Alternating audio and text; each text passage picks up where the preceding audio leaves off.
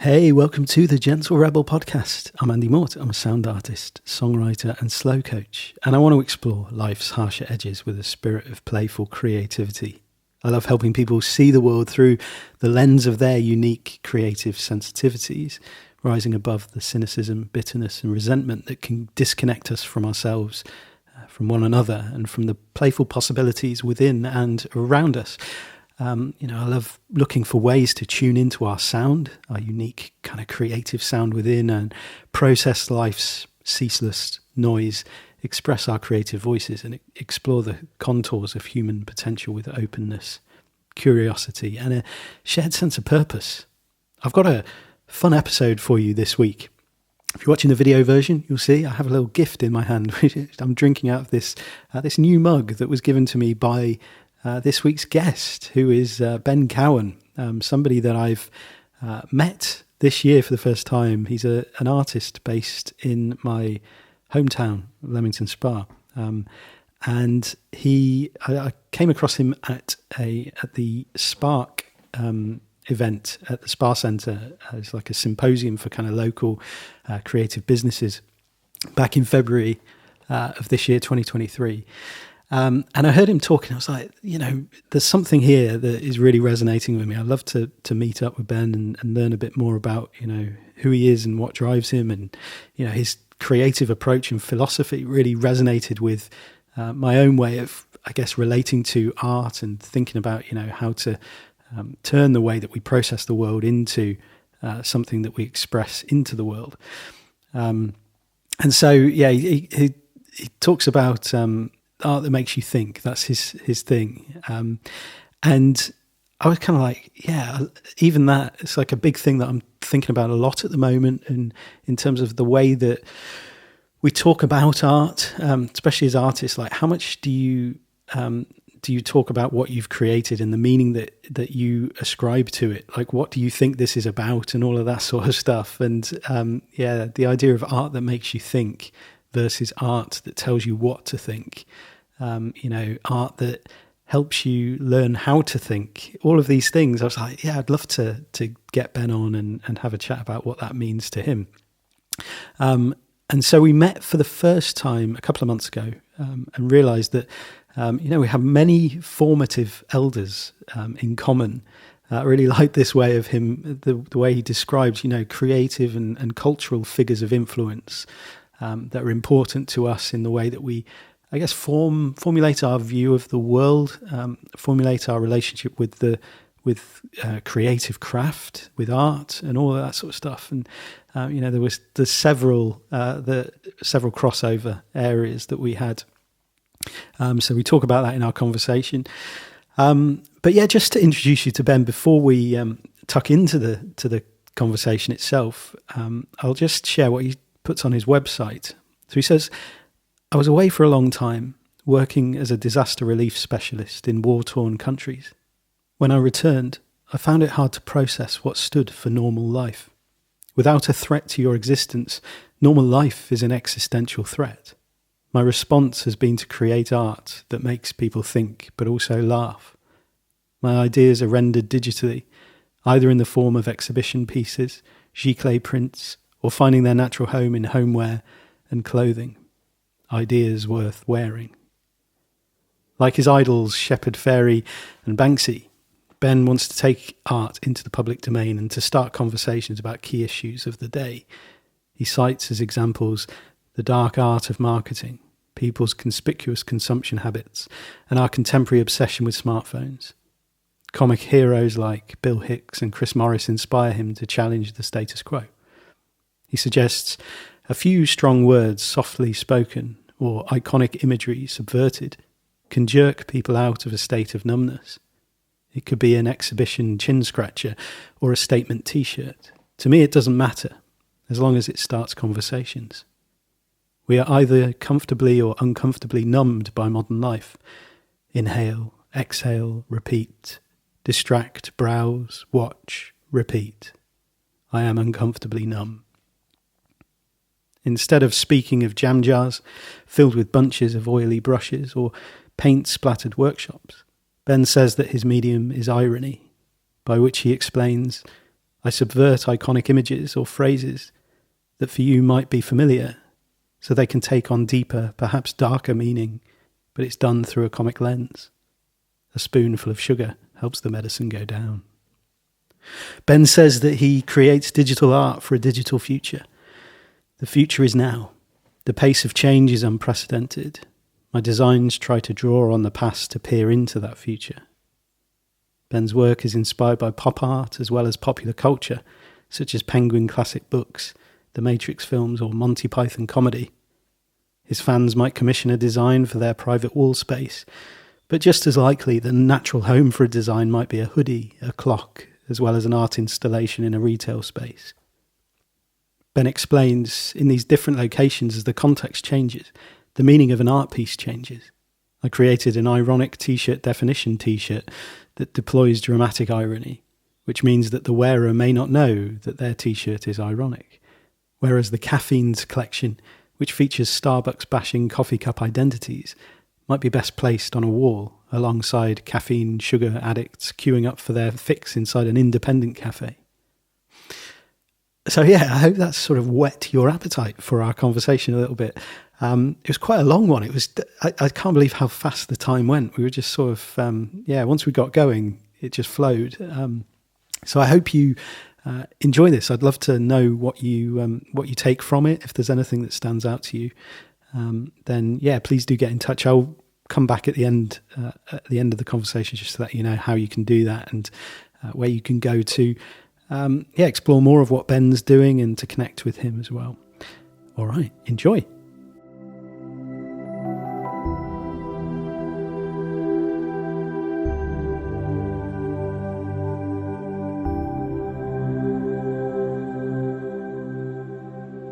Yeah. So he was my first in-person video podcast, which I really enjoy. It has a very different, because I've done a lot of like Zoom conversations, things like that.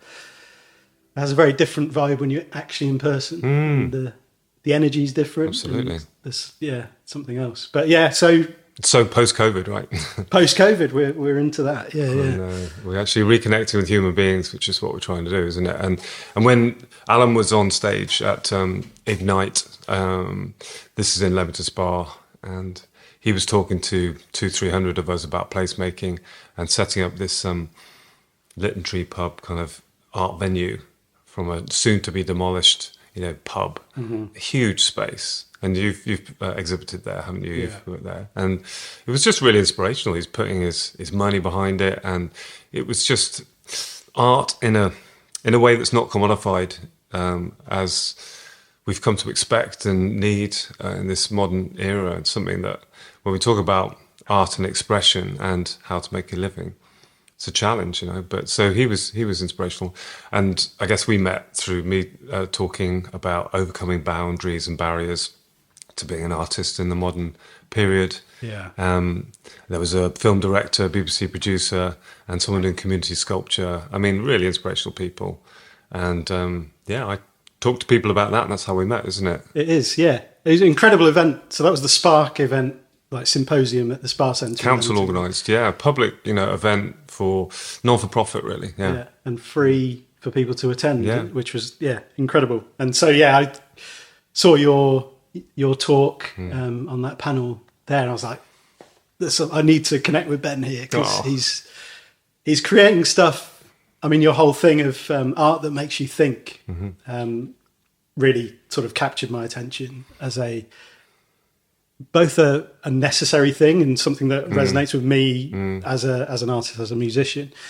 I like art that makes you think, and not art that necessarily spoon feeds thoughts to you, but just sort of is a question. It just invites you into reflecting on the way that you perceive the world, and maybe are there other ways of seeing things and stuff like that. So that really, Well, thank you, and it really is about, I suppose, inspiring, provoking. Sometimes, some art may offend, kind of thing, that people might have a reaction. For me, that's a good thing, positive or negative. I mean, my rock stars were stand-up comedians, and guys like Bill Hicks we connect on, who say it's not it's not their fault if someone's offended. They can choose to be offended. But what is important is that comedians and artists, provoke and push boundaries and that sort of thing. And I think, as you talked about, there's an issue with sort of spoon feeding, an issue with sort of, this is how you should think. There's elements of, the progressive left. There's, things we could talk about, cancel culture, oh no, people shouldn't be allowed to say that in public. And I think, I saw a comedian recently at the same venue we're talking about, and he was surprisingly kind of out there, Canadian comedian. And we had a chat afterwards at the nearby pub with some friends about, for me at least, the importance of comedy, the importance of challenging commonly held beliefs and patterns of behaviour. And I think we're in danger of sometimes going two ways. Bill Hicks would talk about a choice between fear and love. And we do have that choice. There's the issue of kind of polarisation and edgy kind of stuff, culture wars. But there's also the issue of, well, let's say cancel culture just as a shorthand, but just rounding off the edges of what it takes to kind of evolve thinking and thought over time. And I think, kind of bleeding edge comedians, and many would say, well, some of the ground that they might stand on is sort of is flaking away, is falling away. But I think we do need those to bit of like a wedge, push into big issues, highlight them, and get people to think about them, but not to spoon feed or to preach, is another word sometimes people use. There's an issue, this kind of like tall poppy syndrome. It's kind of like you put your head above the parapet and lots of people want to sort of chop it down. So issues that I might look at, or big topics, I mean, I tend to stay away from environmental issues because I feel so passionately about them, almost don't want to make fun of them. That's something I might have to work on. But I talk about phone obsession and online versus offline, social media. Anyway, so these are issues, and I've got one in front of us now, which is a parody on Instagram. It also sort of says something about why sometimes my work isn't all that...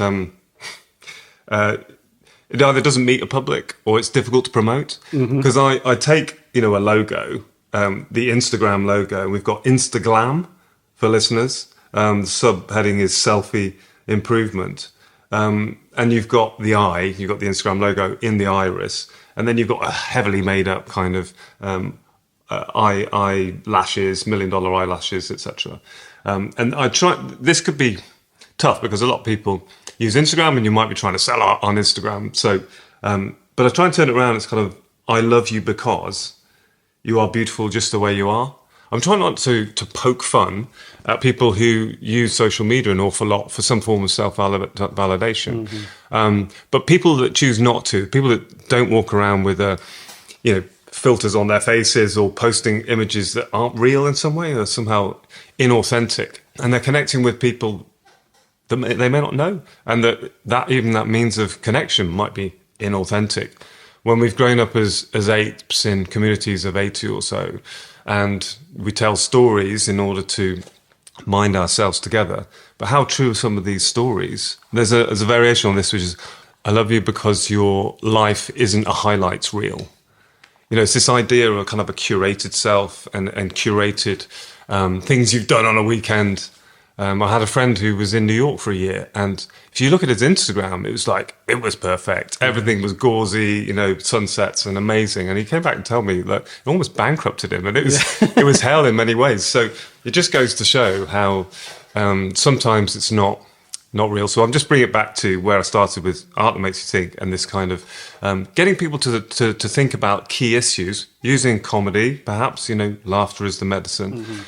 But also try and explore what is the good life, what is the life examined, reflecting on patterns of human behaviour and, I might say with phone obsession, socially acceptable madness that is, crossing a busy road on your phone, and just hold up the mirror to the mirror world and say, is this right? Are we okay with this? Are our future generations going to look back and go, really? Yeah. Oh, it's fascinating, isn't it? And so we're surrounded by your art at the moment, about that. which is a joy, absolute joy. And there is there's a real playfulness to it, a real, the parody aspect of sort of taking icons of capitalism, really, like these logos that it doesn't, everybody recognizes. Like, I love this one. So this packaging, is one of my sources of humour, coming from Andy Warhol a little bit. Yeah. So the Marmite Brexit jar, which is a beautiful combination of, like, to me, it's that love it or hate it aspect of Brexit. The Remainers versus the Leavers, and there's no in between. It's like that, and that's how Marmite essentially sold itself. That's right. The ultimate Marmite subject. You either love it or you hate it. In this case, bitter extract, rich in conflict, only 52% guaranteed. So this has been very popular. Like, it was 2016, 17, and I think partly because the zeitgeist and people are fed up with it already at that point. The other thing is just that it's simple. It's a simple change to the to something that is iconic. So what I tend to do with art that makes you think is to take something iconic, something you recognise, and then subvert it to mean something else. And that's running through all of this. But I think why this might work in a way that some of my other stuff sometimes doesn't is because it's a bit simpler. The concept's quite simple. You get it quickly. So if I was at an exhibition or something, then people recognise the Marmite jar and they just come over, and they either love it or they hate it, but they come over anyway. And they're like, so what's this about? Oh, Brexit. Oh, very funny. And then if they... Because you sometimes just get 3 seconds. You get 3 seconds for recognition, a bit like, name recognition in marketing, more general logo recognition. They say, 5-6 times you need to see a logo, at a football match or somewhere before you come to buy something. Yeah. And so people see this, and then they come in and see the rest of the stuff that might take a bit more time to get. Because the other reference point for me in art is, the masters and the big museums, and the way that we stare in front of, Van Dyck or, Van Gogh. And people will be there perhaps for 5, 10, 15 minutes, and they'll be just, it'd be like a picture of war, and it's confusing, and the way that it's composed emphasizes that point. And it's wonderful, and it requires that amount of time. And it's also like, if it's up in your house, not a master maybe, but a piece of art that gets you thinking, gets you engaged, you're living with that for maybe decades. Yeah. So it's brilliant that you've got art that really kind of gets your juices going. But as a seller of art, you also need to get people in that 3 seconds as they pass by. And that's really challenging. And I like to say that the sort of if you imagine painted paintings, that the flakes of paint, the flakes of meaning come off over time, that you can spend some time in front of it, and maybe after, months of having it, you'll get a new joke, you'll get a new meaning. Yeah, we can talk more about like the book titles, but they're an example of taking something iconic, twisting them to mean something else, but then each book title and author's name changed means more than hopefully just a pun. It means something about the story. And the idea of those pangolin books rather than penguin books is that they say something about what's changed since the book was written. Right. So Jack Kerouac's On the Road becomes On the Net. Because instead of the, generation of the Beats generation in the 50s and 60s, and when I was reading that book in the 90s, and it was a beaten up physical copy, and I was riding the rails of Amtrak and having an amazing time, meeting people. And there's the worry that kids nowadays are on the net. So they're in these amazing places like, the Taj Mahal, and they sit on Lady Di's seat and get a selfie or something. And then they just start browsing. They start browsing celebrities, whatever it might be. And someone's like, can you just move over? I want to get my selfie. Yeah. And then are they actually thinking about, the Taj Mahal? It's made out of this luminescent kind of marble. And there was going to be this black Taj Mahal on the opposite side of the river, for the Mughal who, when he died, but he built it for his wife. Anyway, all that kind of stuff. And people are just using this amazing spot to browse some more on their phone. Yeah. So this is what I mean by art that makes you think. It's about trying to get people to just stop for a moment. Slow coach is is one of your monikers. So I think it's a really, really good thing. Slow food. Just because the being an artist requires us to have time for reflection. And that is a luxury, but we can make time by browsing less. It's really, I was talking to someone recently about like transitional space and how, the kind of drive for convenience, which is a lot of technological innovation, a lot of innovation generally focuses on removing things that are less convenient. So they'll make things happen faster, say like fast food, for example, or, Deliveroo, whatever it is that means food appears and you don't have to prepare it. Ways of removing the kind of cleanup operations around that sort of thing. And we were talking about how actually it's those transitional spaces between whatever you're doing and having a meal. So the preparation and the cooking, that's where the meaning of life is really created. And that's where you have the spaces for slowing down and for reflection and for conversations as well. Like if you're doing that collectively with other people, it's like that's where we sort of you remove the planned like time that is like we're going to be productive and we're going to do this. It's like it will take as long as it takes, and meanwhile let's have a chat. And it's quite. And so part of the slow movement is slow food, as you describe, or slow drinking. The tea service as an example. Tea bags is not evil, but like as a symptom of modern rapid kind of life. And if you have loose tea and tea strainer, but you have like some cakes and stuff, you have a tea service and you sit down with someone and spend some quality time. You park your phones. My niece, when she gets together with some of her friends, something I love that I've heard, 6 of them, 6 phones, they have a stack of them, they put them in the middle of the table. The first one to pick them up buys the next round. That's great. I think that's fantastic. How often that actually happens and stuff. But rather than have FOMO and kind of like there's one phone, one person missing, and let's spend the whole time videoing ourselves to tell the person who's missing how much they're missing, but they're not missing anything because they're talking about the person's not being there anyway. Without so food and convenience, and this is a topic. So I will joke all the way through this, I'm afraid, that a bit like for those that watched Rainbow children's TV when they were coming home from school. It's like, we know a song about that, don't we, children? And similarly on like Radio 4, where you have Thought for the Day on the Today programme. And it'll be like 2 minutes of talking about something important, maybe contemporaneous. And it's like, you have me talking about values, and then Jesus comes in at a minute and 20 seconds, or the Vedas, or Buddha, or something. A story that links to their kind of organisation. And I joke because I've got a piece of art for every conversation. You have absolutely everything. I'm sorry about that, but and it's also ironic that I don't have any exhibitions on at the moment, so I'm surrounded by these canvases and stuff like that. But they come in different shapes and forms. And when you're talking about slow food, we've got in front of us here something called pyramid selling. And this is inspired by Andy Warhol's Campbell soup cans.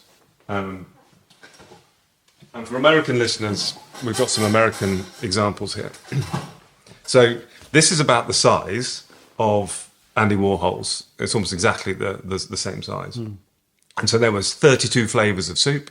In Tribeca, they had 2 lines of 16 of these. And they're all the same, except that they were the different flavours. And at the time, I understand, I think it was 5 out of every 8 cans of soup were sold by Campbell Soup. So it was mass consumerism. And he was painting his lunch. He wasn't subverting American capitalism. I consider that to be my job. But he was painting his lunch. He drank Coca-Cola, he ate soup, he loved money, and he loved celebrities. So that's what he painted. And this one is capitalism's concentrated soup. So the idea is you can have any flavour as long as it's processed. Mm-hmm. And here we've got Trump-shaped spaghetti. So in this country, we have alphabet spaghetti, right? You've had that? Of course. Yes, Andy. So you can learn how to spell through eating processed food, which hooks you in straight away. But this is orange reality TV dinner for someone. In Trump, we trust. And then you've got the gold in it, which is the sort of Midas's tears. And you've got some of his orange reality TV sort of face leaking out there as well.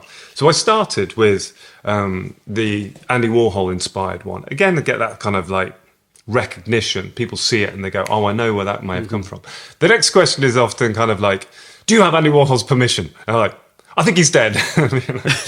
But people are always, like I say, Penguin books, the spoof covers, they're pangolin and they're all changed.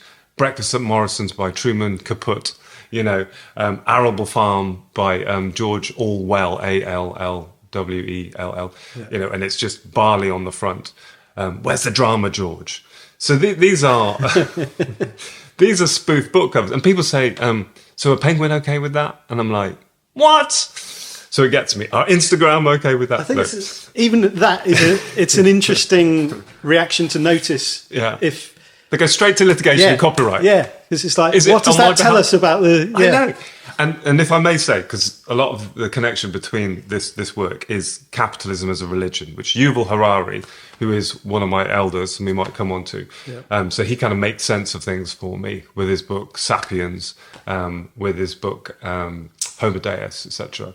And he talks about capitalism as a religion. It goes through, history, because he's a historian, looks at communism, for example, as a religion, capitalism as a religion, Buddhism not as a religion, interestingly. And so this capitalism soup, when people have that reaction, I think it's protecting the intellectual property of capitalism, and that they're reacting on other people's part. It might also be the litigation. In some cases, they might be worried that I'm going to get sued. Looking out for you. Yeah. I'll give them that credit. But the other thing I just wanted to mention when we got this in front of us, this pyramid selling, is that I'm trying to find the natural home for these items. And it's quite nice also to cross from 2D to 3D. And in this case, we've got the Midas tears, the gold, coming down, binding together this pyramid selling, obviously like Amway, door-to-door selling kind of thing. And I can just read some of the back. So yeah, capitalism guarantee, you can have any flavour as long as it's processed. Always read the label. Processed for a more synthetic flavour. Best before end of days. It's just like capitalism will kill us and the planet. And this is about the impact and consequences of capitalism. So we've got scream of chicken, batteries included, cream of carbon, skimmed and offset, Sainsbury's own brand, waste the difference about packaging. Now, this is where I get into trouble sometimes. This one's, instead of hearty vegetable soup, we've got hearty vegicide, made with roasted vegans. Now, I got nothing against vegans. We're trying to eat vegetables as much as we can. It was Professor Pollan who wrote a book and had this 7-word mantra for how to eat. It's self-improvement. Instead of, having diet frenzies, that 7 words: eat food, brackets, what's food, mostly vegetables, not too much. Really simple. Yeah. Go back to basics. But also, you can have any flavour as long as it's processed. What he describes is that the money is made, the margins are made, the profit is made through processed food.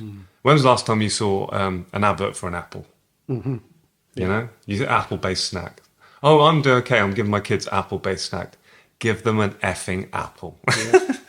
Sorry. Yeah, no, exactly. I agree so much. And yeah, it is that, because it's when you see once the market opens up for something that feels like, it's the way a lot of anti-capitalist stuff works in itself as well. It's like when there are markets that open up within capitalism for the anti-capitalist merchandise and stuff, and maybe we'll talk about like that kind of antagonism and that conflict when you're creating stuff or like you're speaking into a situation that's like this needs questioning, this needs kind of pushing back against, and then it absorbs into it you know where this is going.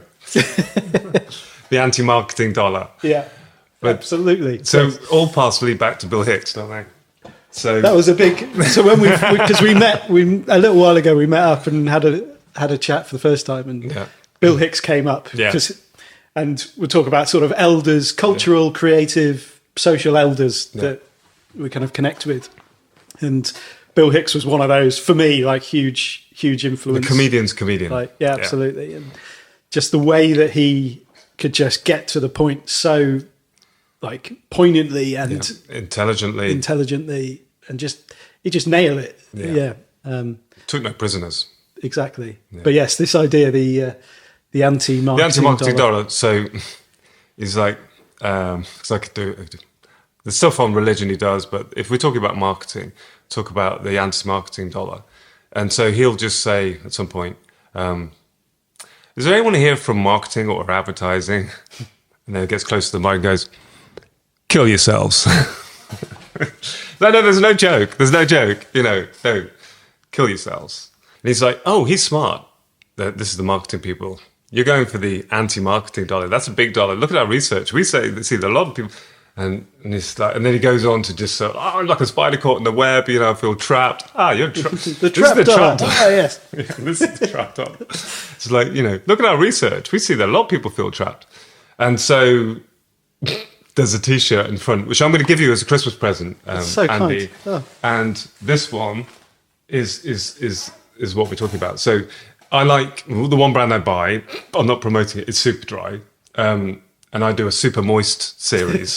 Lovely. These are like self lubricated, super moist swimwear, etc. And then this one's got similar kind of design, but it just says marketing, the greatest story ever told, manipulating the gullible since 1954, which I'm not. It kind of goes back to that period of post-war consumer frenzy, advertising for American housewives, that kind of period.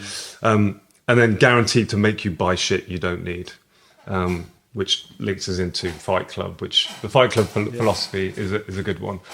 But yeah, the anti-marketing dollar. And this also, forgive me, brings me to how really the obstacles, we were talking about that talk I did, and I was talking about the barriers. Part of the barrier is, when you spoof Instagram as Instagram on Instagram, or Netflix on Netflix. I'm not quite there with the TV series on Netflix. Do my special on Netflix. You'll get there eventually. I do Netflix. But it's about and also parodying phone obsession, and then marketing, and then if you want to sell something, right? So Bill Hicks would do 220 dates a year, and he had to make a living, so he had to sell some tickets, but he was killing himself, and he was getting over that by smoking a lot. And then he did die at 33, didn't he? Pancreatic cancer. I mean, so sad. And he was shining so bright at that point. But he would have a go at the celebrities that would hawk products, like Madonna selling Coke and George Michael selling Coke. And he'd say, you're off the artistic roll call once you do that.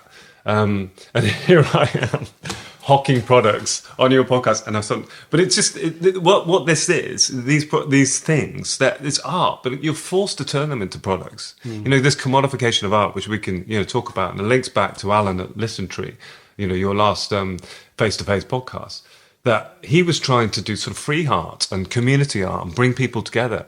And if we get on to Socrates talking about elders, he was happy just as Bill would have been in the Agora in Athens, and just sitting with people, asking questions, and believing that knowledge was innate to those people, and it would come out through the asking of questions.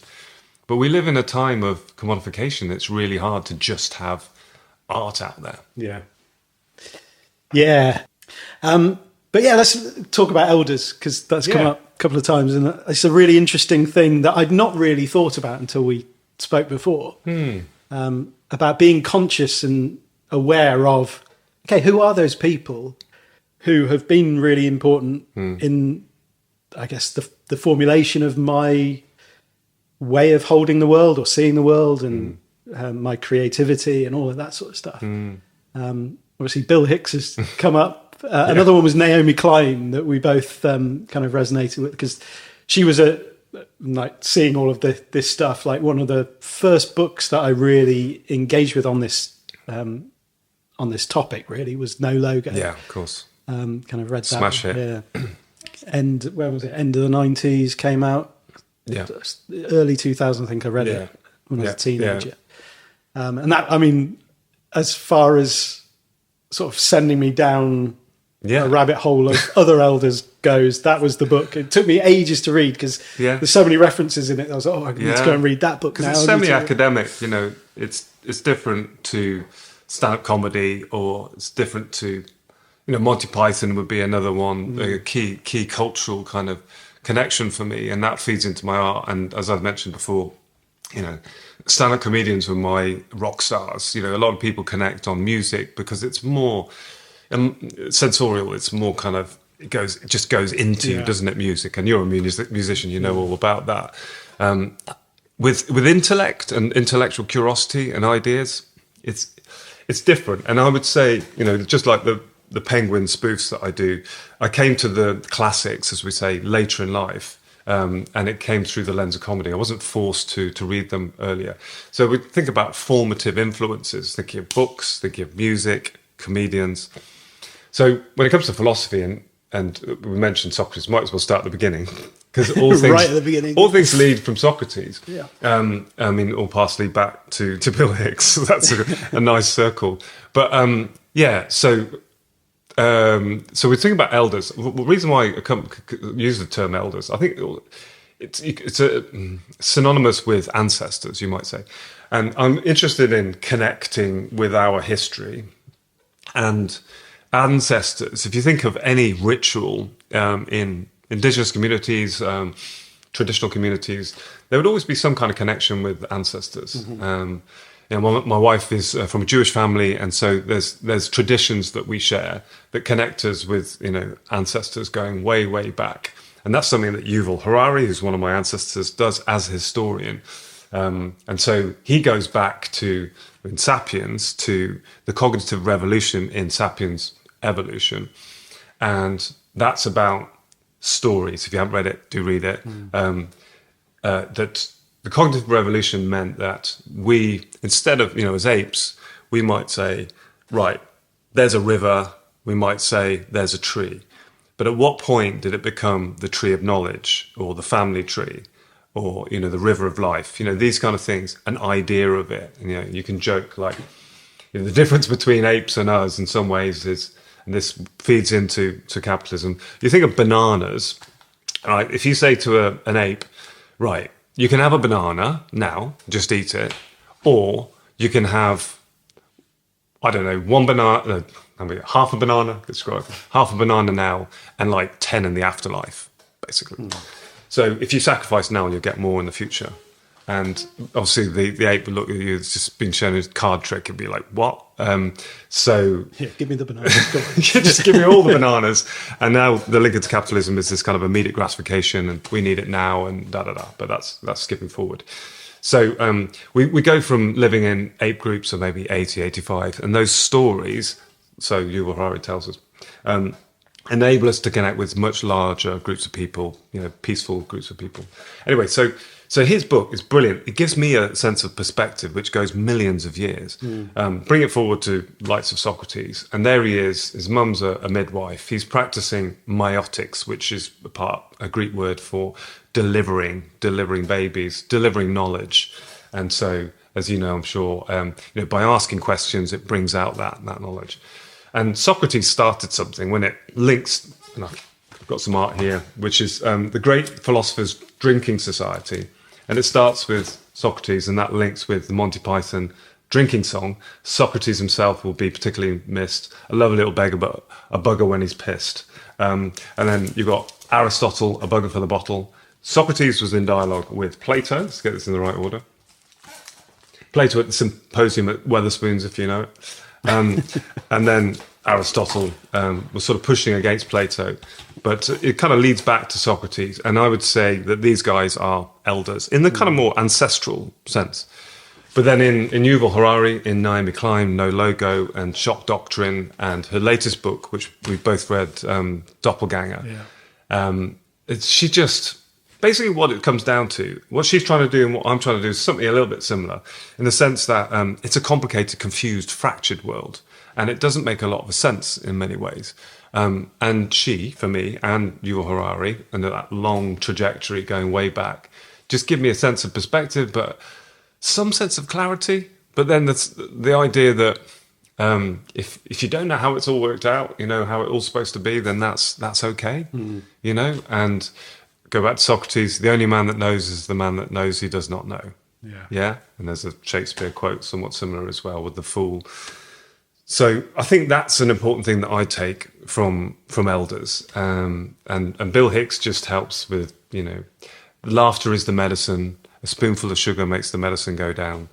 Not always a huge amount of sweetener with Bill Hicks, as we know. Sometimes quite a blunt truth, but he's still in search of truth. And I think that's what I'm trying to do. This combination of beauty is truth, truth is beauty. They're two sides of the same coin, if you like. Really like that, yeah. And because the thread that goes through all of those, and even when you sort of look at Naomi Klein's evolution of thought in her own kind of journey through the books, and she talks about it in Doppelganger, of like reflecting back to her approach to No Logo and some of the antagonisms that that's right.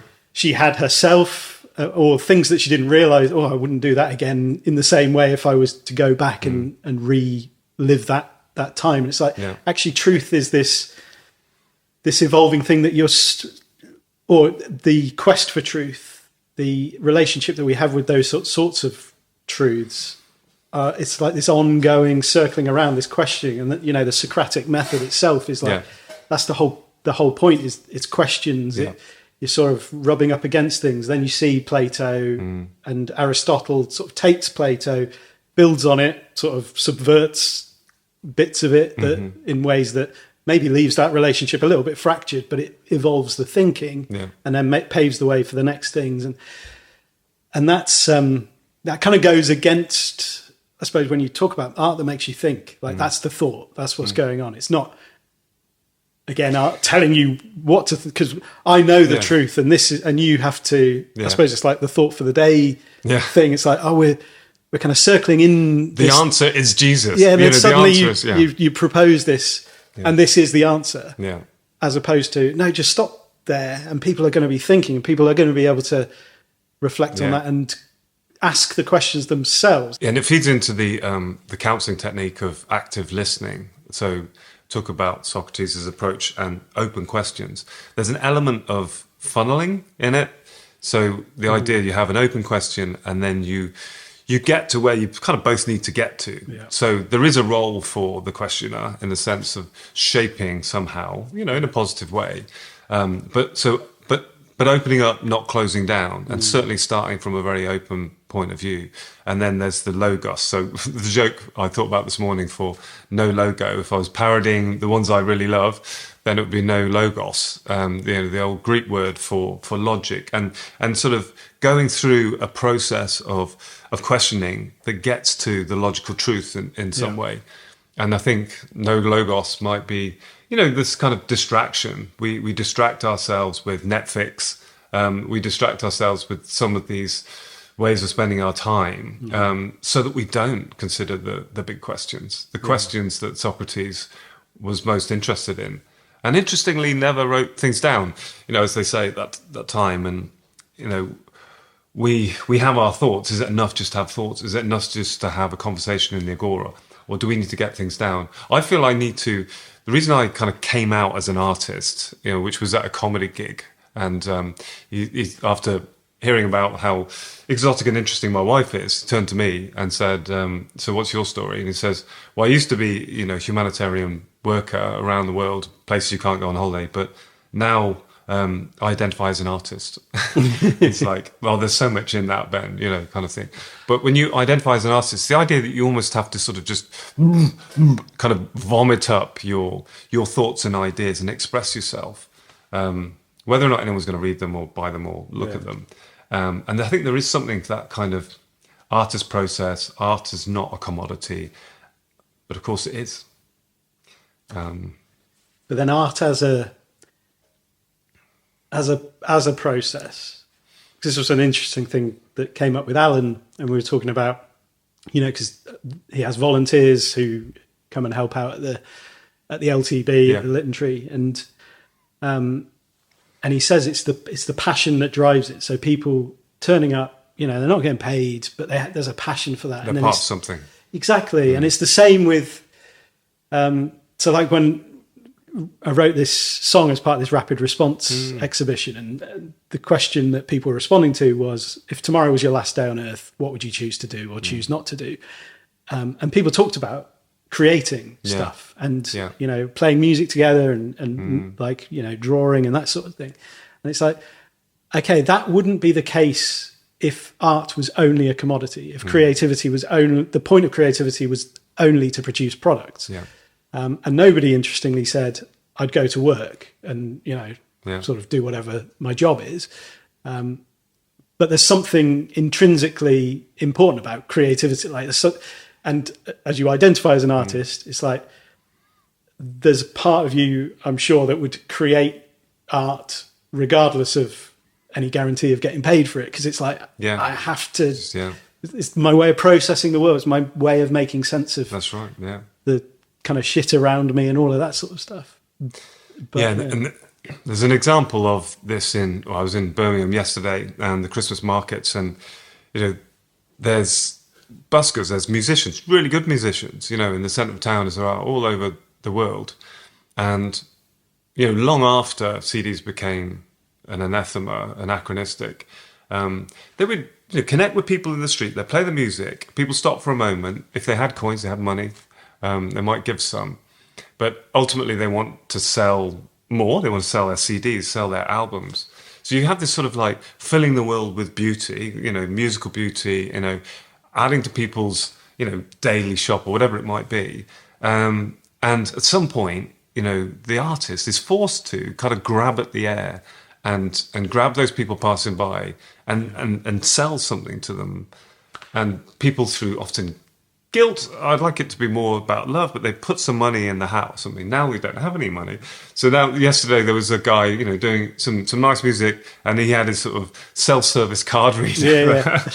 But it's this thing about commodifying, you know, beautiful experiences that are creative experiences that we call art, and how you do that, how you make a living, before we get on to free art in the online world and the evolution of AI, which you know, probably is another podcast.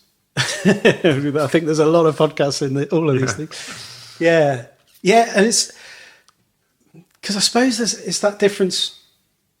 You know, if somebody is walking past, like a busker, or like even, you know, me seeing your work at the spa centre, it wasn't because you were trying to sell it that made me think, oh, I want to engage with that. It was actually, no, there's something's grabbed me there. And like when you're walking past a busker, oh, something's grabbed me. And then how as artists or how as musicians you sort of hold lightly to that next part of the process, which is, oh, this person potentially wants to say thank you or show their gratitude with financial means or whatever. Like that might be the way that they do that. And making that possible without turning it into an icky transaction. I think that's always been my like. But it's really interesting, and I'm thinking back to that moment. I had a little stall where I was giving that talk, and you know, I don't think I sold very much at all there. But you know, very similar to a busker in the sense that you're looking to connect with people. Ultimately, it comes down to human being to human being, doesn't it? Whether it's a movie you watch, like I watched Napoleon the other day, and it just felt a bit flat, like it hadn't engaged me. Right. There was so much going on in it, like so many other action movies, just didn't really engage me. And you felt connection, Bill Hicks and otherwise, you know, and so you come and see me because I'm there behind the stall. My stuff's around as it is today, but it's as much just that connection between two people or more people, isn't it? And that when you then think, as I have created these online shops, you know, to parody Field of Dreams, which is a Kevin Costner baseball movie, you know, building a baseball park in the cornfield, as your American listeners will know very well. And you build a website, build it, and they will not come. They will most definitely not come. They will not come. They will not stride through, like goes through the corn. They will go on to Amazon. They'll go on to maybe Etsy and these sort of places. Redbubble, where I sell t-shirts and the mugs and things like that. These are flooded marketplaces where, you know, you build your shop on there and how are you going to get people to it? How are you going to walk people to it? So, but I was just thinking when you're saying about that connection that we had, if all you have is an online shop with a bunch of thumbnail pictures of my art, all you're seeing is product. Yeah. I need to be more in that. It's the same as the Instagram feeds and stuff. When I put my ugly face on it, then you get more, interaction because people want to connect with a person, so, not just the product. Yeah, absolutely. Yeah, I think that's the power of things like podcasts as well. Is like actually hearing the voice behind things and hearing the thinking and the context that's from which someone or from where someone is coming. And that might be a great place to transition into AI because, I suppose thinking about that difference, AI can churn out art that. So I understand whether you can tell the difference or not. I'm not sure. I mean, was there one that won a photo competition? That was no doubt. Yes, and so there are people who will tell you I can tell the difference always between AI and man-made, human-made art. But I'm not sure how true that is. Well, it's very nicely discussed and described in Yuval Harari's second book, Homo Deus. So this is like humans becoming gods, basically, through biotech and infotech. And I think it's in that book where he's talking about music in this case. So one of the composers, let's say Beethoven. So there's a Beethoven piece, there's an AI piece, there's another composer, a contemporary composer. So there are three pieces and there's an audience and they basically press the buzzers, which one's which, and they get it completely wrong. And this is, a really difficult, my brother only got, 2/3 of the way through that book because it looks into the future and it's a bit of a dark place and AI is definitely part of that because it's a dehumanizing experience. What is it to be human? We talk about, living the good life, and what is it to be human is an absolutely key question mark. And, okay, so in terms of my kids, the 4 C's, apparently, and this is Yuval Harari saying, he says, first of all, Socrates, know thyself, okay? This is, make sure you know yourself better than the algorithms do. That's how you survive. And that's quite a simple kind of notion, which is great. But there's lots of things about sharing data that are part of that as a problem. The other thing is, in terms of career and jobs, and he says, this is, when he's talking esoterically, intellectually about lots of things, when I mention jobs, this is Yuval Harari at an event, then suddenly people pay attention. Because this is in the context of AI taking over a whole bunch of jobs. And he says, in terms of education, think of the 4 C's, think of collaboration, communication, critical thinking, and creativity. And so in lockdown, my kids and beyond, I'm trying to teach them these 4 C's. But then, Yuval Harari, which is why it becomes a difficult book to read, he's then going, because he's already killed the soul. He's said there's no such thing as a soul. Yeah. We're not an individual, we're a divided self, da-da-da. You're like, oh, so I haven't got a soul. Right, okay, I'll try and get through that. One of the only things that makes you human is creativity. And then you're like, and then he tells you that Beethoven composer story, and you're like, right, so what have we got left? So if the computers, if the AI can produce creativity, yes, on the shoulders of giants, on the shoulders of what we've produced as human beings, that's difficult to recognize that it's not human, then where are we? We need an uplift, Andy, after this. It's a really interesting question, and I think to me, it's sort of like, I like that question because it gives you something to sort of get your teeth into. And so if creativity is not the product or the thing, because you can't tell the difference between Beethoven, AI, and whoever, what is creativity as defined through the human lens? And I think we've already talked about sort of the importance of connection. And the power of connection. I think there's something really important about, or something uniquely human about the way that we connect with one another. And there's a creativity or a creative spirit that emerges when people come together and actually explore ideas and, do the Socratic method or whatever. And that cannot be, because I mean, there's AI therapists kind of emerging, AI, this whole idea of like... Based on therapists throughout time and how they've solved the problems. And kind of like reflecting, and again, it's the mirror world stuff, I suppose, because it's reflecting back to you what you've plugged into the algorithm, or how you're perceived by technology to be, and it's kind of and like it might ask open questions that, like with coaching, I think you could legitimately find ways to create AI coaches that do a job, but they don't know the person they can't. You can't have that sort of back and forth, really getting into it together. That is going to lead to change ultimately. And and communication is not just language. So if you think about an evolved chatbot being an AI coach or whatever you want to call it, a therapist. You need a therapist usually after calling, Virgin hotline, so sort out your broadband or something. But now there's a place for AI in terms of like the decision tree algorithm of sort out your broadband connection. But they also use decision trees in ambulance. So if you call the ambulance or 999 or 911, and they'll follow a decision tree essentially, and it's very easy then to turn that into an AI. I mean, would you want AI though answering the 911 in terms of someone who's slightly disturbed because they're in trauma, and maybe it's a child, maybe the parent's fallen or something has happened at home?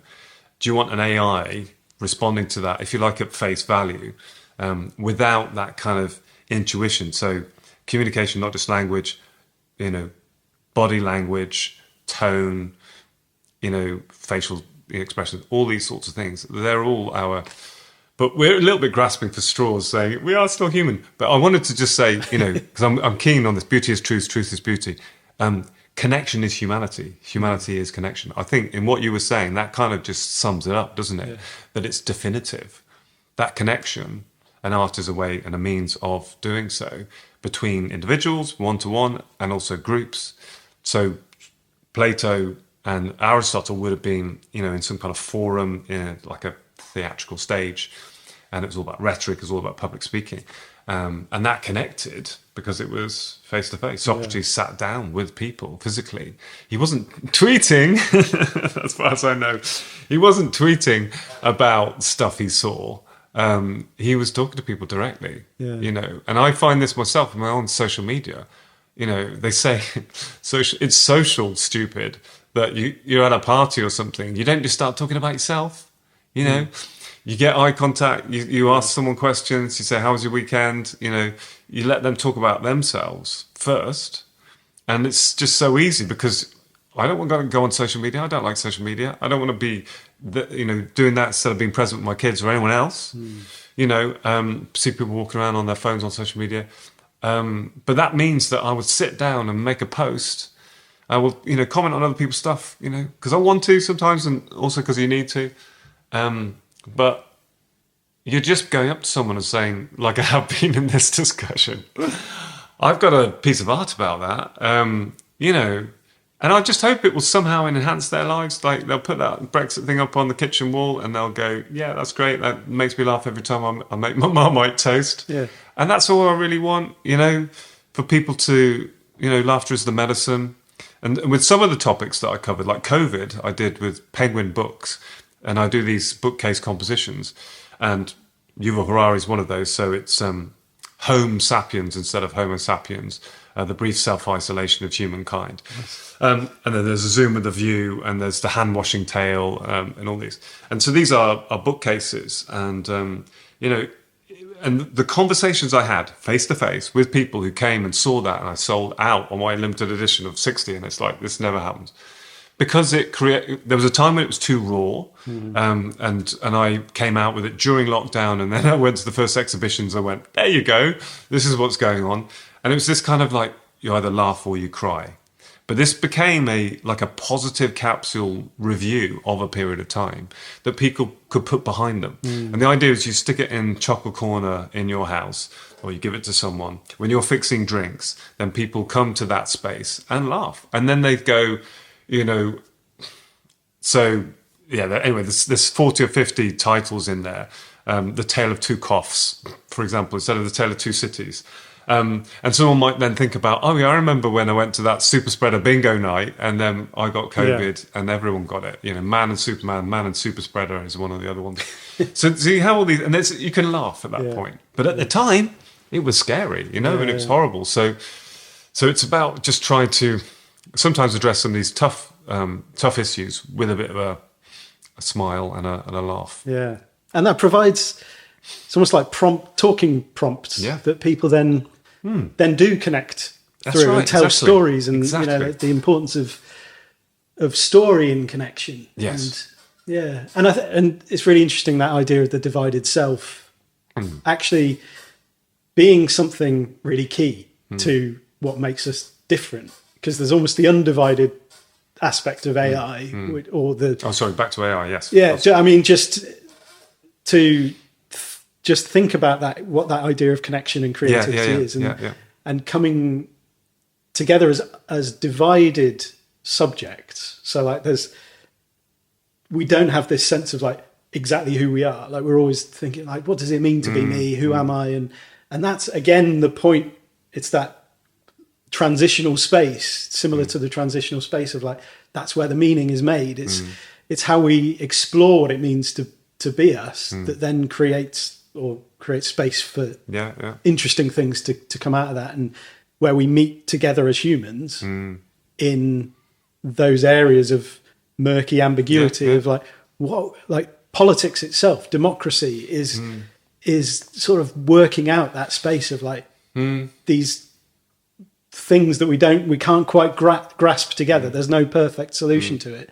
So therefore we've got to find a way to make it work. And I think some of these things are positive, some of them are negative, in terms of we're connecting on emotions quite often. And as we know, some of the most powerful emotions, well, fear is one, which politics exploits. But then there's also kind of loss and, you know, the poignancy of difficult circumstances. And I don't know, you can tell me, but in my talk, I did say something about, you know, during lockdown at some point, you know, my mum was driving me and my dad to radiotherapy, both going through, you know, cancer treatment. And I remember kind of, you know, voice was faltering and I was a little bit, you know, upset up there in front of 300 people. And I didn't do it on purpose, in the sense, you know, like Hillary Clinton, you know, when she had some tears on the campaign trail, suddenly it was like poll ratings went up. And it's got to be authentic. And this is the challenging thing, isn't it? You know, but at least it was for me at the time. And maybe that then is a connection, just like the bookshelves about COVID, which is called My Self-Isolation, Miseducation, that was tough times that were connecting people. Yeah. So it was a big seller. It was just like, because people were like, yeah, we went through that and that was really hard. And they felt that they connected with someone, because I would also tell them what was going on in my life, who'd been through something like similar or something difficult. And I think it's that through good times, through joy, you know, we go to a music festival together, we have a good time, brilliant, lose ourselves in the crowd. But then also, when things are really tough, melancholy is actually really powerful to connect people. Absolutely. And I find with a lot of my stuff is, I don't want to say it's mean-spirited, and this is why I flip like Instagram self-improvement to I love you because your life is not highlights reel, or you're beautiful just the way you are. It's turning on its head and saying, I don't want to be pointing at the world saying, this is effed up. You know, what are you doing? What are people doing?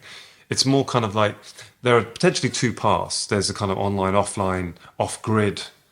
People could live differently. They could choose, they have to. Only they can choose to live differently. But they stop and think about it. They might want to think about storing up all kinds of problems for their next generation and doing something different. Which is something that when we talk about the mirror world, this is you know, doppelganger. Yeah. This is what when we talk about what it means to be human, and this. So when some things are just too hard to kind of either comprehend or to live with, we create a mirror self. We create someone else, often with a, you know, the story is not wholly true. You know, curated self online. Yeah. Yeah. What were your sort of big takeaways from that book? Because people should go out and check it out. My daughter's named after Naomi. That was probably after No Logo. We both you know, started on that journey. But so many great books.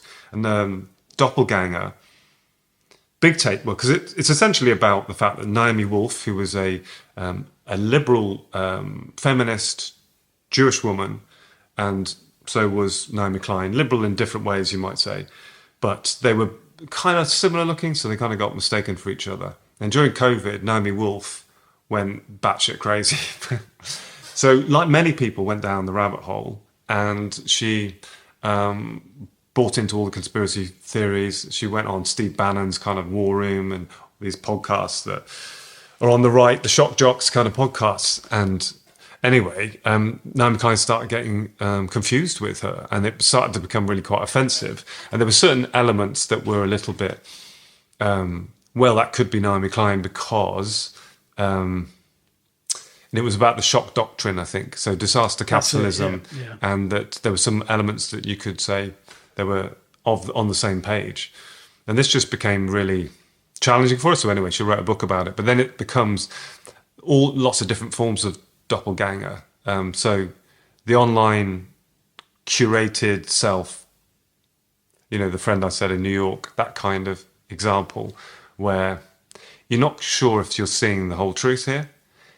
As someone said about Facebook photographs or Facebook profiles in particular, it's like personalized propaganda. It's like, why are they always smiling? Often you remember from that experience something quite different from that holiday or something. Yeah. And we all do it. It's how the doppelganger, almost you start to lose yourself in that.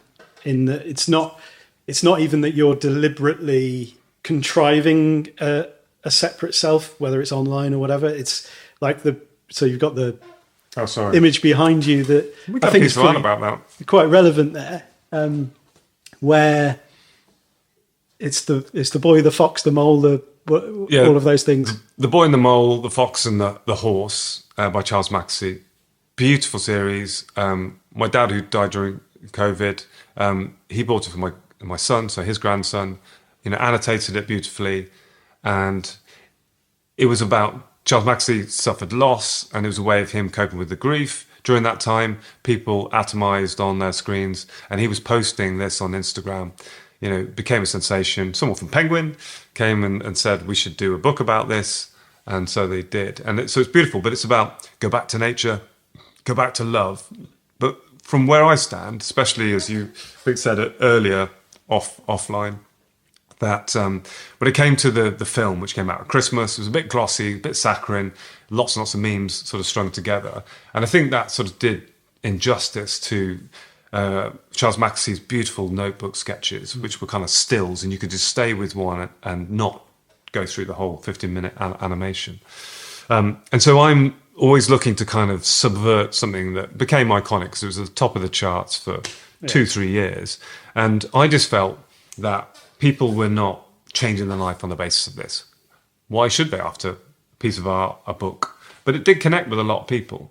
But then they continued to sort of, their interactions with nature were sort of mediated through technologies. So here you've got a boy sat on a tree branch looking out into the distance, in theory. But in my example, he's on his phone, and it says, Alexa, what do I want to be when I grow up? Asked the boy. Now, this could be for Christmas, which it is now. Alexa, what do I want for Christmas? Or what do I want for my birthday? The idea that, go back to know thyself to beat the algorithms, that Alexa knows him better than he knows himself. What's worse is that the 3 friends that he spent this whole story with are all kind of bored, and he's just on his phone. So this seems really sad again, and this is why I try and turn it into something more positive. But people who buy this series as a spoof, they put it up in their kids' rooms, they put it up around the house, but it's because they want it to be a cautionary tale. They've got kids, and they want them to say, be present. Be present with your friends. Put your phone down. When you're having these moments, enjoy them. Yeah, and the reason I think it's relevant, and the sort of know thyself, kind of beat the algorithm, like that's a difficult task. But just it kind of speaks to that idea with the doppelganger of like, you input, what do I want to be when I grow up? you might ask all sorts. I remember searching. I'd watched Breaking Bad or Better Call Saul, and I was kind of looking at some of the reviews of it and like kind of the questions people were asking. And what I was really struck by was people asking, is such and such, like Howard, I think was one of the characters, is Howard a goodie or a baddie? And I was like, that's a really interesting insight into the way that we are trying to form our opinions. And like, I guess it's a complete lack of critical thinking, because what you're doing is outsourcing your opinion to someone else. Like, what am I supposed to think? Like, and not to mention the fact that it's a completely dualistic way of looking at the world. It's like this person, this ambiguous character who actually is quite a good representation of humans, in that there's all sorts of grey and nuance in this character. That means there are some good things that they've done. There's some really terrible things that they've done. And a lot of it is kind of driven by weird desire and all sorts of, kind of underlying motivations that aren't conscious. Maybe for them, they're not deciding deliberately, I'm going to do this because I'm good or bad. But yeah, just the fact that we're searching for those kinds of answers, and then you become the doppelganger, because it's like, now I'm regurgitating what I've been told to think based on maybe that question. What do I want to be when I grow up? Like, I need somebody to tell me that, and then that becomes the truth or whatever. Yeah, and if everyone's feeding the beast, everyone's feeding the algorithm, and they're becoming more and more similar to each other. We all sort of homogenize in that sense of, and then you become like Keanu Reeves, Neo in the Matrix. You become, I know, all past sleep back there, and some use that analogy in a bad way, but it is, the philosophy is actually quite robust, I think, in the story. And he ends up in this kind of pod, right? And everyone does, and they're plugged in, they're in that serum. And they're just sort of being mined, or they're being exploited and farmed for, whatever it is they want to get out of it. And in a lot of these dystopian sci-fi type things, you can put a name on what it is that someone's taking from you. But you only have to understand. And another name check would be Shoshana Zuboff's Surveillance Capitalism, as a book which coined the term. And it's about, our use of technology, our use of social media, and this sort of shadow text. So there's the text online that you see, the website text and stuff. And then there's all the SEO tagging and all sorts of other things which are behind that Google will then crawl all over.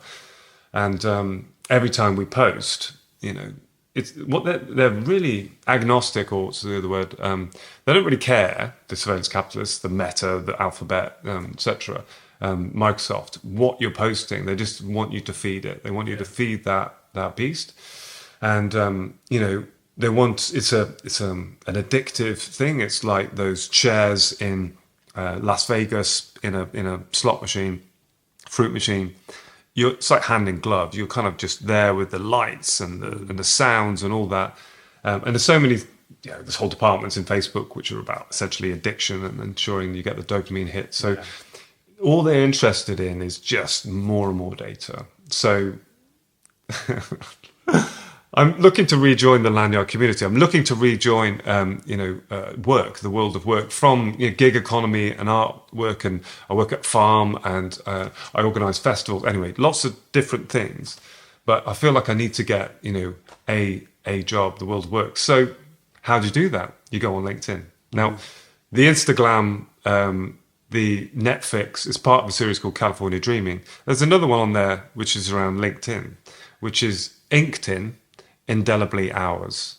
And this is the story of LinkedIn sold to Microsoft. Microsoft buy it because they're behind the curve of Alphabet. They're behind the curve of Meta.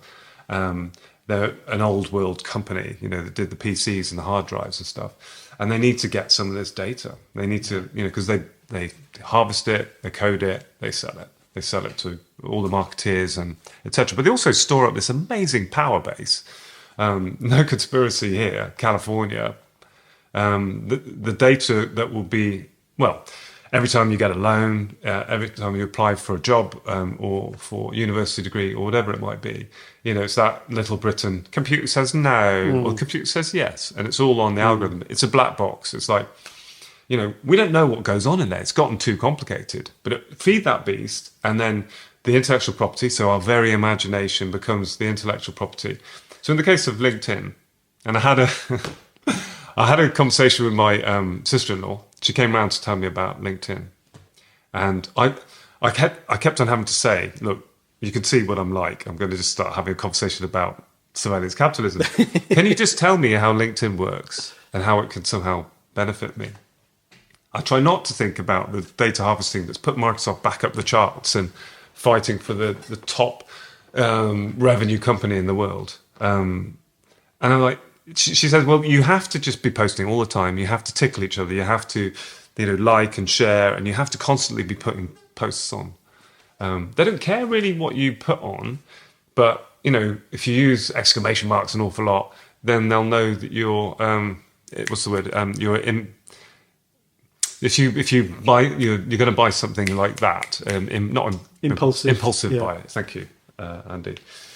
Yeah, and they'll get from that what they can sell to you, but they'll also change the course of an election and many other things, and that's a real worry. So this is another way in which I trip myself up, because I parody all of the devices and apps that I'm supposed to use to get a job, as well as try and sell things. So if I can't sell art, I need to go and get a job. But then when you make an application for the job, then they're going to look on your LinkedIn indelibly ours saying, are you taking the piss out of us? Yeah, that's true. Yeah.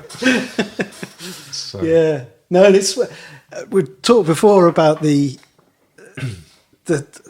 issue around those kinds of elders that we've been discussing, and how there are many times in my life I've been like, I wish I'd never come across no logo. I wish I could just see the world in the way that I see other people seeing the world, and engage with it in that way. Because it's like, it's really frustrating when you see the issues in things, and it's like, why can't you not just believe the greatest story ever told is marketing, and just live with it? It's hard. It's like you can't unsee some things. It's like trauma and accidents, and I've worked in refugee camps and places.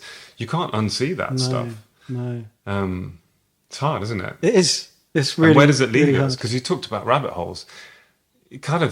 How can it open up again?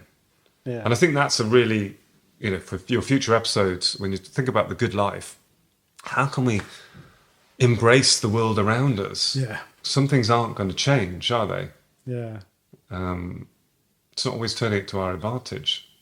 No, exactly. And it's because it's easy. Again, it's one of the things that I've been grappling with around the whole slow coach aspect, slowing down and all of that. And you end up very easily moving into just again, the anti-marketing dollar, commodifying slowness. And it's like, no, it's something there's a mindfulness app for your phone to get you off your phone. It's all of that stuff where with all the mindfulness apps that have been integrated into workplaces to basically make their workers more effective. Yeah. And it's like, I'm the trap dollar. You can't get out. Bill, partially to Bill Hicks again. Yeah. Absolutely. It's strange. I mean, we will draw this to a close, I think, because we could go on. It's been great. And I just want to maybe finish with Happyopoly. Yeah, absolutely. Please. Especially for local Leamington listeners. Some of you may be a long way away from Leamington, but if I might, like a positive thing to. Yeah, it is. So if I just slightly connect this to Socratic philosophers again, that Aristotelian ethics was about virtues and following virtues, and instead of kind of like the afterlife will deliver, it's kind of be the best you can be throughout your life. And we can talk about the way we live and how important community is. So my community is Leamington Spa, where I was born, spent 20 years away, and then came back. And I'm looking at now, and you could be able to see it at some point. I've got a board, the Monopoly board. Now, I understand the Monopoly board was actually created as a parody of capitalism. This is just genius when I found this out. And it was after I produced this that someone looked at it and they said, It was a parody to start with. It was an artist saying, "Look at this," and then, as it was, Waddingtons took it and ran with it. Now, they then created just 2 different editions. So there's kind of the standard and the luxury edition, which has probably got some gold on it somewhere. But basically, it was a green board that you know and love. That, again, art that makes you think. So iconic stuff that you subvert. So when I look at this Monopoly board, which now says Happyopoly instead of Monopoly, and it's sort of an alternative to the Fast Learning Capitalism Starter Pack. So instead of screwing over your family members, often at Christmas, and at the end of the game kind of throw the board up and all the pieces fall and your kids can run off screaming, it's create happiness as you pass. So there's no money involved in this. There's happiness points. And so as you play the game, there are change. So think, be the change you want to see in the world. Gandhi, always a good place to go. Or Yes We Can, kind of Obama vibe. So you've got change instead of chance. Instead of that kind of fatalist kind of stuff's just going to happen, there's nothing I can do about it. If I don't do it, someone else will kind of attitude. And then you've got, instead of community chest, which again is just a chest full of money, isn't it? I don't know, like a pirate's treasure. Yeah. You've got community service, and it's what can you do for other people to make things right. So, yeah, train stations replaced by Leamington parks. The utilities are like music and festivals, like one we lost around here called the Peace Festival, and other kind of jokes. But it's, with the case of Monopoly, I felt as if that red and white box, it was almost like, for American listeners, you'll have in mind the Gideons who would put Bibles in hotel rooms. Something that Bill Hicks talks about. He says, "I saw the minibar guy come and go. I saw the cleaner come and go. I didn't set eyes on a Gideon. What, these like ninjas?" Yeah. But in all of those hotels, they had Bibles, right? And I feel as if Waddingtons or Hasbro later, who bought it, then just put them in people's like living rooms, and then you never remember buying it, but the kids would get them out, and it just starts them on capitalism. It's just like property, money. Like normalizes that language. It does. Yeah. And then you create essentially this religion of capitalism. So this is different. This is like, you play the game, you do something for yourself, you get a certain number of happiness points. You're happy, that's a good thing. But if you do something for other people, you get more, you get double, you get triple. And when the people playing, so 4 people playing, you have a threshold of happiness points. And once you reach that threshold, everyone's happy, the game's over. No one kicks over the board. Everyone just, probably goes on their phones. No, goes and have dinner or has something nice. And you've had a positive family experience or with friends. So I can't sell the game because then I get into trouble and then people would ask that question. But it's a print, and you can sell the print, and people can. Well, you can bring a little bit of happiness, maybe. But absolutely. Again, it's a conversational piece. It's got no idea behind it. Yeah, and I think as I hear you describe it, I'm like, there's so many things, little sparks that light up in me, and it's like polypoly rather than monopoly. Like it's it's together. It's beyond. Because some people might hear that and think, "Oh, everyone wins. You make everyone like everyone wins." Yeah. But like this snowflake world that we live in, where everyone gets a medal for participation, it's like it's not that because we win together. I mean, through connection is strength, which is a Bear Grylls quote, always good go to. But it's where come back to Naomi Klein, Doppelgangers, basically where she ends up. Yeah. That it's about collaboration and it's about community. It changes it's a simple answer, really. Because I don't know if you've read The Courage to Be Disliked, which is about sort of Alfred Adler. No, I haven't. No. So his individual psychology, and in that he talks about the difference between horizontal and vertical relationships and our kind of basically our structure, social structuring that we have of the world, the way that we conceptualize things. And it's that difference between the vertical, which is I place myself in the hierarchy. Every interaction I have with another person, I'm kind of ranking myself in accordance. So it's like either I'll think of myself as better or worse than them. And so then everything that ensues from that it is like the whole interaction is defined through that filter. Yeah. Whereas the horizontal is we are, even if we see the world differently, we're potential comrades, and like everything is connected. And even if you are in a position within an organization, like you might be the CEO and I'm like whatever down here, we are equals at the level of being. And then that completely changes the way that you start to think about even definitions of success. You know, absolutely, that sort of connection and togetherness, and that's exemplified by, you know, the game of Monopoly and, you know, money, competitiveness, survival of the fittest, and all of that. And it seems a very male thing. I worry about my son really loving Monopoly, and you know, my feeling is that women should be running the world. Women should be running as CEOs, as prime ministers, as presidents, because they're just not competitive in quite the same way, and they're more community focused. And I think in letting men loose on being as competitive as they can be, and that sense of vertical or hierarchical, you know, it doesn't matter who you stand on kind of thing. But I think this is where all paths lead in, you know, we talked about elders, but I'm afraid it's a sort of an image of a circle of people holding hands. I mean, this is where, you know, a lot of, you know, John Lennon songs, love is the answer. But, you know, it's easy to talk down that kind of stuff. And in the Twitter world or something like that, you know, there would be those that would say, you know, sycophantic X, Y, Z. But, I think that's what makes most sense to me. Yeah. It's a good place to end, really.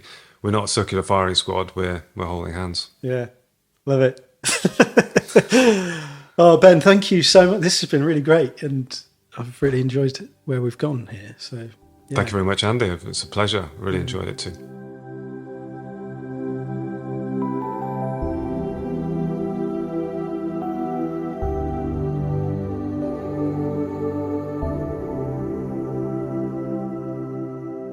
Hey, so a huge thanks to Ben Cowan for being so generous with his time. It was, just massively fun to chat about all of that stuff. I could have just probably spent the whole day exploring different areas, and maybe we will. It would be great to have him back and to kind of, maybe focus in on particular areas in the future. So do go and explore Ben's work at artthatmakesyoutthink.com.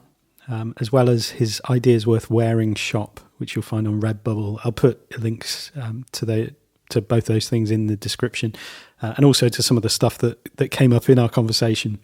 I think I've managed to capture all the references, so hopefully everything's there. If not, let me know, and I'll add any links that need to be added. Ben also writes a regular blog on his website, which he titles Ben Talks. Ideas Worth Sharing, bit of a takeoff of the old TED Talks. You'll find that on his main website, artthatmakesyoutthink.com. Great, and let me know, what you enjoyed about our conversation. Did anything kind of resonate or stand out particularly? Are there any questions that you'd like us to maybe hone in on and explore in the future? If we arrange another conversation. The best place to sort of continue this conversation with me in a kind of online space is in the Haven. So if you come to the-haven.co, come and join the community there. We've got forums, we have regular kind of informal meetups on Zoom, and a gallery to share all of our own sort of creative niblets and nuggets with a friendly and encouraging community of gentle rebels who just loads of different backgrounds and ways of expressing and processing and all of that stuff. So come and check out the-haven.co. That's the-haven.co to find out more. All right, I think that'll do us. It's been great hanging out. As always, I'll be back again next time with another episode of the Gentle Rebel podcast. Until then, do remember that you are an artist. The world needs your art. Now go and make somebody's day. Bye-bye.